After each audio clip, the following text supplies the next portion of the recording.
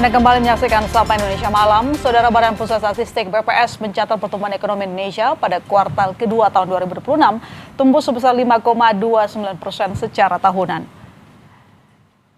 Deputi Bidang Neraca dan Analisis Statistik BPS M.Edi Mahmud mengatakan, angka pertumbuhan ekonomi kuartal 2 ini lebih rendah dibandingkan kuartal 1 2026 yang mencapai angka 5,61%. Namun capaian ini lebih tinggi jika dibandingkan pertumbuhan ekonomi kuartal 2 di tahun 2025 lalu yang berada di angka 5,12%. Edi menyatakan secara tahunan seluruh lapangan usaha mencatatkan pertumbuhan positif kecuali sektor pertambangan yang mengalami kontraksi. Yang ketiga mungkin yang terakhir. Pertumbuhan ekonomi Indonesia pada triwulan 2 tahun 2026 bila dibandingkan dengan triwulan 2 tahun 2025 atau secara year on year tumbuh sebesar 5,29%. Bila dibandingkan dengan triwulan 1 tahun 2026 atau secara Q to Q tumbuh sebesar 3,73%. Dan bila dibandingkan dengan semester 1 2025 atau secara C to C tumbuh sebesar 5,45%. BPS juga mencatat jumlah pengangguran pada Mei 2026 menurun jika dibandingkan Februari 2026. Tingkat pengangguran terbuka sebesar 4,65%, turun dibandingkan Februari yang berada di angka 4,68%. Pada Mei 2026, jumlah angkatan kerja mencapai 155,41 juta orang. Dari jumlah itu, 148,19 juta orang bekerja dan 7,22 juta menganggur. Dibanding Februari 2026, jumlah penduduk bekerja bertambah 522 ribu orang. Sedangkan jumlah pengangguran berkurang 24 ribu orang.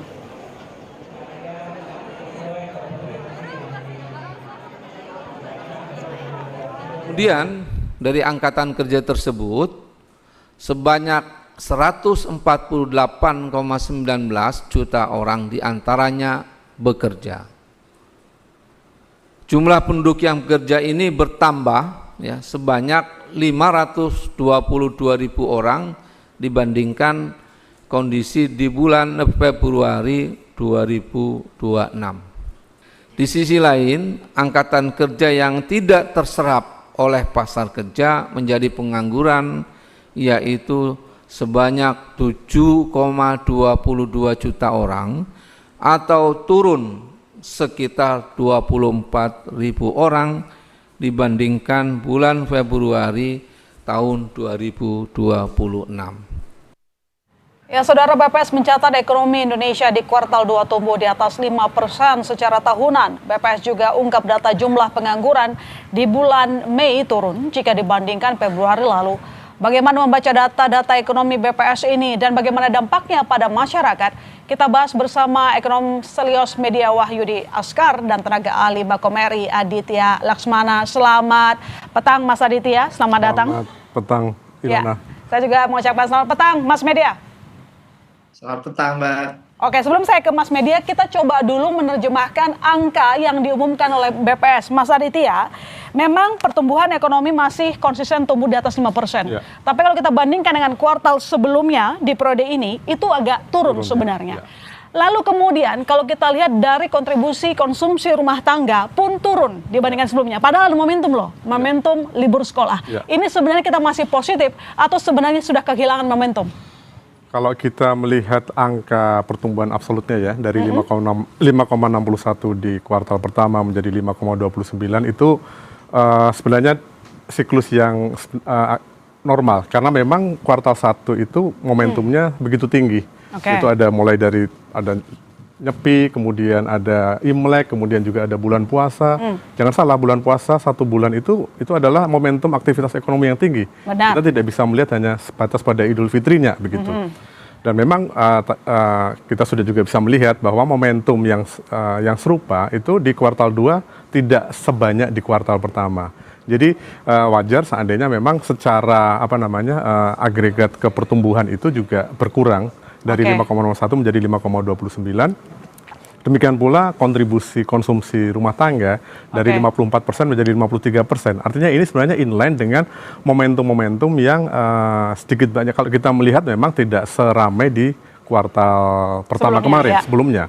Tetapi kita juga perlu melihat juga bahwa apa yang terjadi di kuartal 2 ini sebenarnya juga ada upaya pemerintah untuk memaksimalkan momentum yang ada.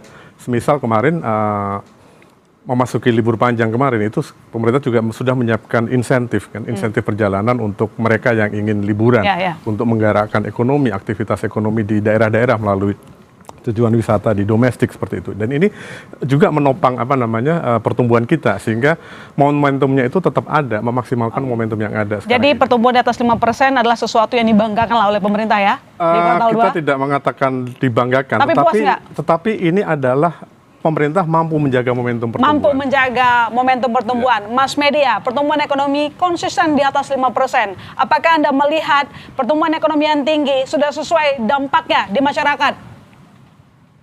Ya, saya perlu ingatkan juga publik, termasuk juga pemerintah, bahwa Amartya Sen, Stiglitz, Kuznets sudah mengingatkan bahwa pertumbuhan ekonomi itu hanya mengukur aktivitas ekonomi, tidak menjelaskan banyak hal berkaitan dengan kesejahteraan. Jadi meskipun pertumbuhan ekonomi relatif tinggi, misalkan apakah kemudian masyarakat hidup lebih baik, itu belum tentu. Ya, saya kasih contoh misalkan ekspor meningkat, perdagangan naik, hotel penuh, tapi itu nggak berbicara soal upah, apakah masyarakat mampu membeli rumah, apakah biaya sekolah turun, apakah harga pangan lebih murah, dan lain-lain. Dan saya kira memang di satu sisi bagi dunia usaha bisa berbesar hati ya, tetapi dalam konteks ekonomi keseharian masyarakat, ada beberapa data yang menarik Mbak, yang bisa kita lihat ya. Pertama itu meskipun pertumbuhan ekonomi tinggi, tapi ketimpangan ekonomi justru malah naik. Itu terjadi di pedesaan maupun di perkotaan. Ini agak aneh sebetulnya. Artinya meskipun ekonomi tumbuh 5%, jangan-jangan ekonomi tumbuh 5% ini hanya dinikmati oleh kelas atas. Dan perlu dicatat juga ketimpangan ekonomi di data Susenas itu tidak bisa menangkap real ketimpangan yang sebenarnya yang bisa jadi lebih tinggi gitu Mbak. Yang kedua, yang saya lihat juga ada persoalan peningkatan keparahan kemiskinan di pedesaan yang justru naik sekitar 6% di desa. Artinya ketimpangan antar penduduk miskin di desa itu makin besar. Dan kalau kita lihat lagi program-program pemerintah, ada kecenderungan pemangkasan anggaran dana desa yang bahkan sampai 57% dan lain-lain, yang juga akhirnya tidak banyak didapatkan oleh masyarakat desa. Belum lagi perubahan. Tapi kan sebenarnya Mas Media, kalau ngomong soal desa, pemerintah kan di kuartal ini pun ada kontribusi belanja pemerintah. Salah satunya MBG, sumbangsihnya juga cukup besar. Kemudian kita tahu ada KDMP. Apakah Anda tidak melihat bahwa dua program prioritas ini bisa menggeliatkan ekonomi, termasuk desa? Ini mungkin pertanyaan menarik yang untuk diteliti lebih jauh ya. Karena ketimpangan naik, kemudian pada saat yang sama terjadi penurunan belanja daerah karena dipangkas oleh pusat. Dan porsi fiskal ada kemungkinan dimiliki lebih banyak oleh masyarakat kelas atas. Karena banyak program bantuan sosial yang tidak tepat sasaran. Ini memang perlu kajian lebih lanjut, tetapi menurut saya ini hal yang jauh lebih penting untuk diselesaikan oleh pemerintah, begitu Mbak. Soal ketenaga kerjaan juga misalnya kalau boleh saya tambahkan, memang ada kecenderungan pekerja penuh itu meningkat ya, tetapi peningkatannya itu hanya 0,03%. Dan menariknya peningkatan tenaga kerja buruh dan juga usaha sendiri itu meningkat signifikan, tetapi kemungkinan yang paling besar mengalami peningkatan adalah pekerja dengan jam kerja di bawah 35 jam atau pekerja serabutan. Jadi ada potensi memang pergeseran ke sektor-sektor informal atau ketenaga kerjaan dengan biaya atau upah yang jauh lebih rendah. Nah, pertanyaan-pertanyaan ini saya kira jauh lebih relevan untuk terus kita diskusikan berkaitan dengan pertumbuhan ekonomi, Mbak Ilona. Kalau soal data, memang ada beberapa yang cukup ganjil, Mbak. Yang pertama berkaitan dengan indeks penjualan real. Jadi data yang keluar di Bank Indonesia itu ada penurunan Sedangkan yang dirilis BPS hari ini itu sektor perdagangan justru tumbuh 6,39%. Jadi bagaimana mungkin penjualan retail turun, tapi sektor perdagangan tumbuh tinggi? Itu pertama, itu agak aneh. Kemudian industri pengolahan, PMI kita itu triwulan kedua 2026 itu turun Mbak di bawah 50. Artinya sektor manufaktur itu kontraksi. Tapi bagaimana mungkin data yang dirilis hari ini itu sektor pengolahan itu naik 5,32%. Oke. Nah, pertanyaan ini saya kira juga menarik untuk dijawab. Jangan-jangan contoh misalkan ada transaksi tertentu yang bernilai besar tapi bukan konsumsi masyarakat. Ya, contohnya mobil niaga ya untuk kebutuhan HDMP misalkan. Itu dan beberapa hal yang lainnya yang mungkin perlu dijelaskan oleh BPS begitu. Oke, baik, coba Mas Aditya dijelaskan disharmonisasi data di pengelolaan perdagangan ini tidak linear kalau dikatakan oleh Mas Media tadi. Kalau kita melihat ya, memang di sekarang ini kita kalau melihat PMI indeks manufaktur kita sudah naik ya, sudah memasuki zona ekspansi, sudah masuk ke 50 meskipun masih tipis 50,2. Memang sebelumnya di 46. Artinya memang sudah mulai ada shifting ke arah pergerakan ke ekspansi di sektor manufaktur begitu. Artinya, dan ini kita juga melihat bahwa sebenarnya dengan 53% konsumsi domestik yang tercermin dari data BPS itu, kita melihat bahwa semua arah kebijakan pemerintah itu sudah sejalan dengan upaya untuk menjaga daya beli, mempertahankan daya beli, kemudian juga upaya-upaya yang dilakukan secara terintegrasi dari sejak awal tahun melalui program-program prioritas yang terjadi akselerasi pembiayaan itu. Di situ jadi ini sekaligus juga saya ingin merespons dari Mas Media. Terima kasih untuk catatan kritisnya. Memang selama ini terjadi perdebatan antara data dan kenyataan yang dirasakan oleh masyarakat begitu. Kita mesti menyadari juga bahwa konsepsi benar yang disampaikan tadi. Pemerintah mengakui bahwa memang seringkali data yang positif belum tentu positif di masyarakat. Artinya begini, data itu valid. Valid, oke. Yang dilakukan oleh BPS sebagai menjalankan amanat undang-undang statistik, kemudian sebagai lembaga yang satu-satunya lembaga yang ditunjuk oleh pemerintah untuk melakukan pencatatan, dan ini juga di banyak negara melakukan yang sama. Dan kita memang menyadari bahwa output dari pencatatan itu adalah tadi disampaikan oleh Mas Media, potret aktivitas kegiatan ekonomi secara keseluruhan. Data BPS tidak mencerminkan pengalaman masing-masing individu. Pengalaman individu saya tidak tercermin dengan BPS karena memang BPS itu sehingga ini sebuah tantangan yang pemerintah sendiri juga mengakui. Kalau kita melihat sebenarnya dari arah atau narasi-narasi pemerintah, katakanlah dengan KMP, kemudian juga sekolah rakyat, dengan MBG segala macam, itu berangkat dari pengakuan pemerintah bahwa ada persoalan. Ada persoalan real yang tidak tercapture oleh statistik seperti yang disampaikan oleh Mas Media tadi. Misalnya persoalan di pendapatan masyarakat. Pendapatan masyarakat, pemerintah dengan melalui MBG, kita bicara secara konsepsi kebijakan ya, bahwa diimplementasi perlu ada pembenahan tata kelola, itu lain persoalan. Dengan konsepsi kebijakan MBG misalnya, pemerintah membantu dengan setidaknya pengeluaran rumah tangga itu bisa berkurang karena pengeluaran untuk makan siang anak-anak itu disiapkan oleh pemerintah. Demikian pula dengan sekolah rakyat, dengan berbagai macam kebijakan di bidang pendidikan, itu juga adalah intervensi pemerintah untuk membantu masyarakat. Ada persoalan-persoalan ekonomi yang dihadapi dengan menyiapkan pendidikan secara gratis pada masyarakat.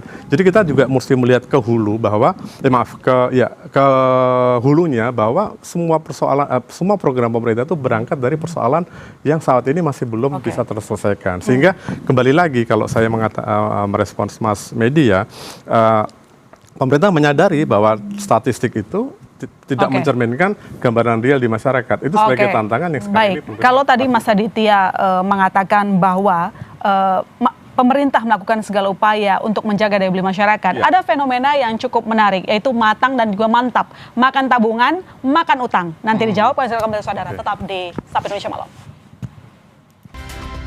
Ya, kita lanjutkan diskusi kita, Mas Media. Tadi kan Mas Aditya mengatakan bahwa pemerintah berusaha sekali untuk menjaga daya beli masyarakat. Tapi yang terjadi ada sejumlah data, katakanlah data dari Mandatory Spending Index yang mengatakan fenomena mantapnya udah selesai, sekarang matang tuh. Setelah makan tabungan, sekarang makan utang katanya. Jadi sebenarnya bagaimana kita menerjemahkan dengan pertumbuhan ekonomi yang masih konsisten di atas 5%, konsumsi rumah tangga juga naik katanya, tapi yang terjadi sejumlah riset mengatakan bahwa udah mantap dan juga matang.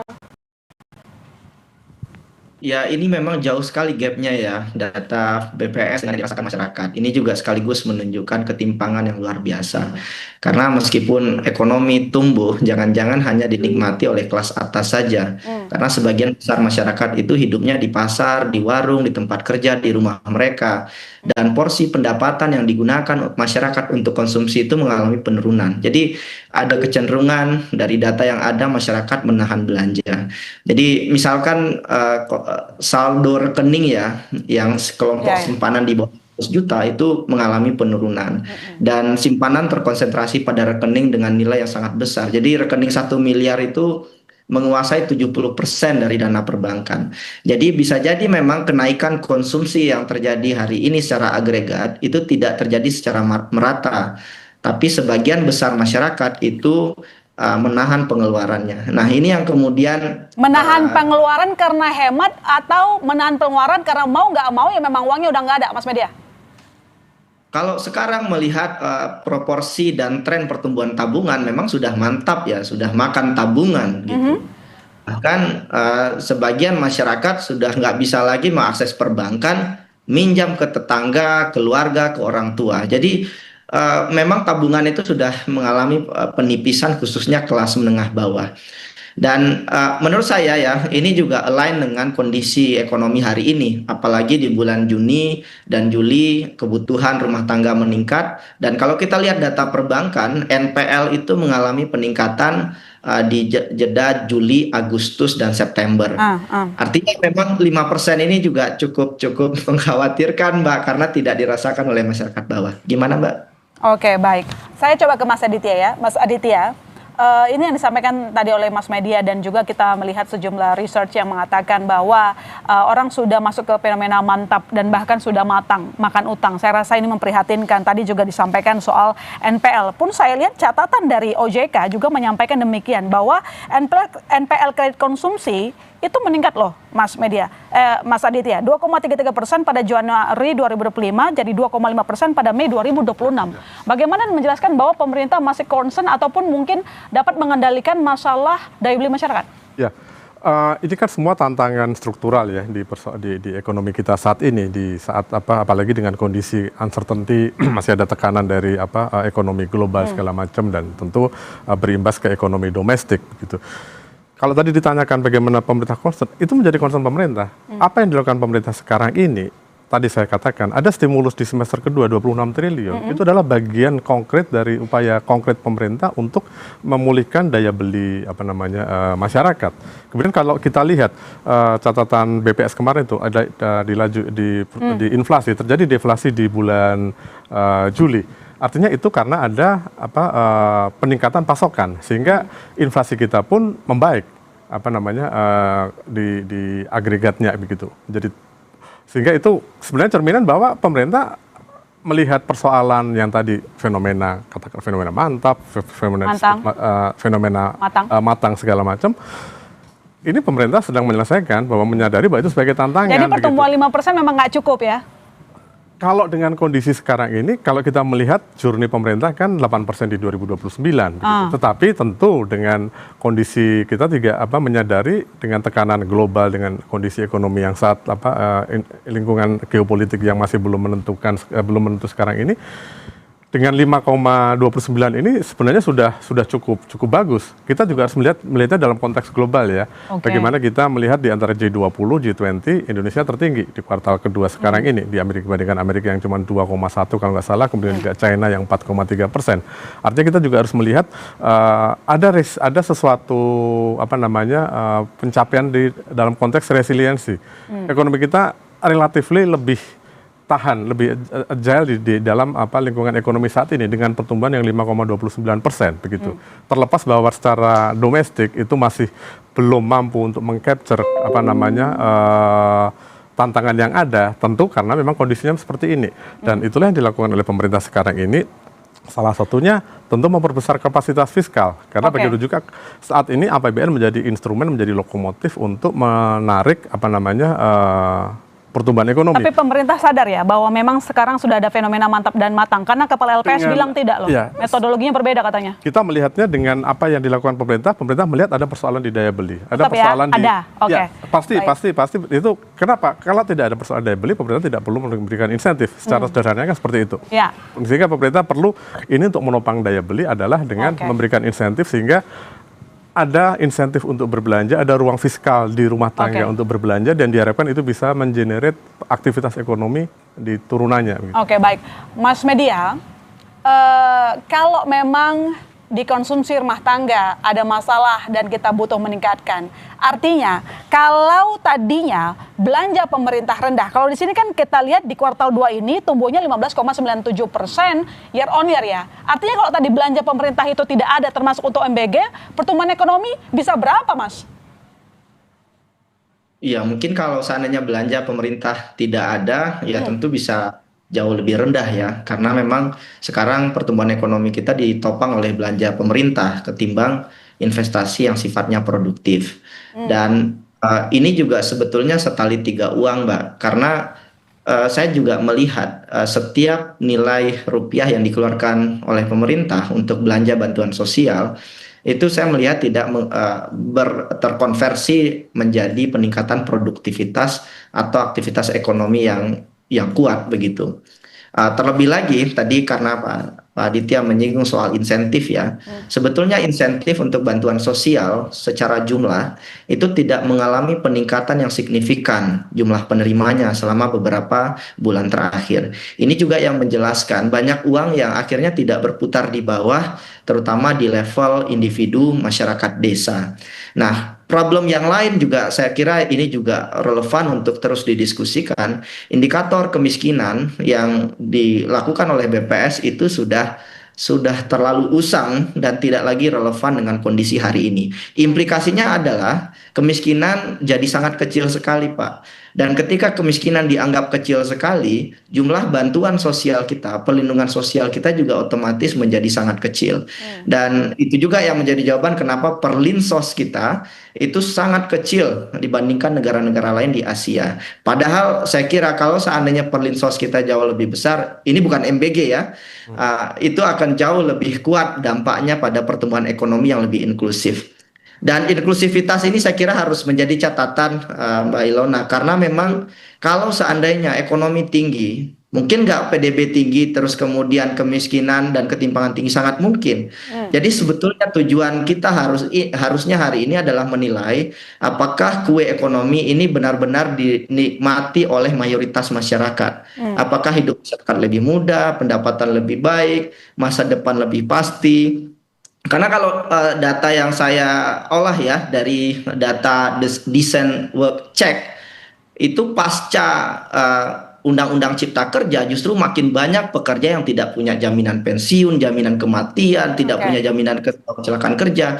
Artinya kualitas kerja juga mengalami penurunan. Nah, ini yang tidak tercapture begitu Mbak dari apa yang kita ukur hari ini hanya dengan menggunakan PDB gitu Mbak. Baik, Mas Aditya, tapi dijawab singkat saja. Terakhir kepada Anda, tadi ada beberapa sejumlah mungkin soal metodologi pengumpulan data oleh BPS. Bagaimana nanti ke depan untuk memperbaikinya, lalu kemudian tadi mungkin ini sangat penting sekali. Pekerjaan informal masih mayoritas, Mas. So, ini harusnya jadi concern. Apa yang dilakukan pemerintah berikutnya? Singkat saja. Mengenai khusus yang terakhir, mengenai pekerja informal. Kalau kita melihat sebenarnya dengan program pemerintah ini, sekali lagi terlepas bahwa ada pemerintah melakukan pembenahan tata kelola, itu mengarahnya ke sana, bagaimana pemerintah menarik masyarakat itu ke sektor formal. Misalnya dengan KDKMP, dengan manajer dengan perekrutan manajer koperasi, kemudian juga karyawan koperasi Desa Merah Putih, KNMP, kemudian juga MBG, dapur di SPPG-nya merekrut.